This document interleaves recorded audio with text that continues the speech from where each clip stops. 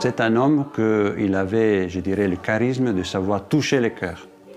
Et alors il a mis à disposition ce don de Dieu pour prêcher les missions, pour essayer de faire revivre cet esprit, cette flamme, je dirais, de l'engagement chrétien. En 1706, le père de Montfort est nommé missionnaire apostolique par le pape Clément XI. C'est le signal fort qu'il attendait pour repartir sur les routes et évangéliser les villes et les villages de l'ouest de la France. Il organise pour cela des missions, sortes de retraites spirituelles, qui permettent de diffuser l'Évangile et de renforcer la foi des participants qui renouvellent les vœux de leur baptême. Au programme, un catéchisme solide, des cantiques écrits sur des airs connus de l'époque et la construction de calvaires, toujours accompagnés de grandes processions. Alors une mission du temps du père de Montfort, c'était en général 3 semaines à peu près, ou 1 mois. Donc il y avait plein de rencontres par secteur, qui était organisé par le prédicateur ou avec les frères qui l'entouraient. Donc avec le père de Montfort, évidemment, ça se terminait par une grande célébration tout à fait particulière, dans laquelle il y avait des accents forts de la spiritualité montfortaine. Montbernage, c'est un lieu qui a été très important pour le père de Montfort. D'abord, c'est à Poitiers. Où le père de Montfort trouve des gens qui ne sont pas connus à l'église, et il transforme une grange dans une petite chapelle. Et il prêche des missions, donc, où les prêtres de l'époque n'allaient pas. Quand il a dû partir pour aller vers d'autres lieux, d'autres missions, il s'est dit, il ne faut pas que ça reste comme ça. Donc il faut que tout ce qu'on en a fait, les prières, Marie, ça se continue. Et ça ne peut se continuer que par des laïcs.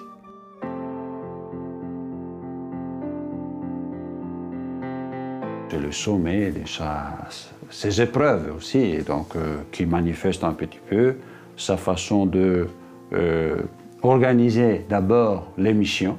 Il a engagé des milliers de personnes pour bâtir ou construire ce calvaire. C'était la finale de la mission. Et pendant cette mission, pendant ces travaux, il prend beaucoup de contacts pour organiser cette mission et pour faire que tout le monde puisse aussi avoir de quoi manger. Et le jour venu, le jour de la consécration, arrive l'interdiction. On ne peut pas dresser une croix sur la colline, on va la dresser dans notre cœur. Et donc, il continue sa mission en toute liberté. Le calvaire de Pontchâteau sera reconstruit au XIXe siècle et demeure encore aujourd'hui un haut lieu de pèlerinage de Loire-Atlantique.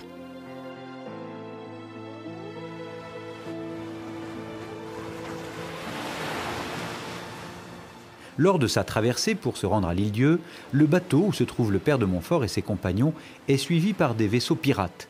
Pensant être pris, les marins paniquent, mais le père de Montfort leur redonne la confiance en leur demandant d'avoir la foi et de prier. Le vent tombe, les pirates abandonnent la poursuite, ils sont sauvés. Il était persuadé que ce qu'il faisait correspondait à ce que Dieu lui avait demandé. Il n'y avait plus de problème, il fallait y aller.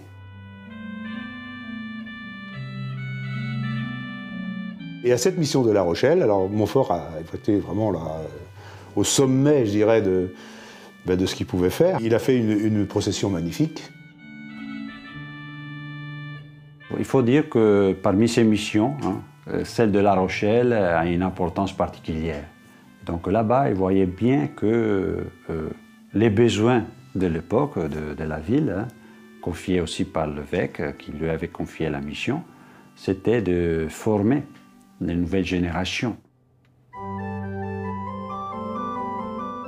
Pour former les jeunes générations, le père de Montfort va créer des écoles charitables avec l'aide de la sœur Marie-Louise Trichet pour les filles et l'aide du frère Louis pour les garçons.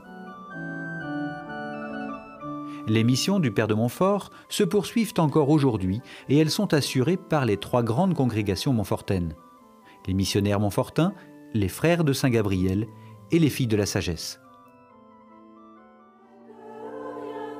Le père de Montfort a suivi Jésus sur les traces des pauvres apôtres. Nous faisons aussi la même chose. Pour cela, nous vivons à la providence. Un missionnaire montfortin est celui qui est toujours sur la route prêts à courir et à tout souffrir pour sauver nos prochains, pour annoncer la bonne nouvelle. En Haïti, nous avons des dispensaires, centres de santé sans lit. Nous avons des écoles où nous travaillons avec les enfants démunis, un petit peu reculés du pays. Il y a des endroits où l'État ne peut pas arriver.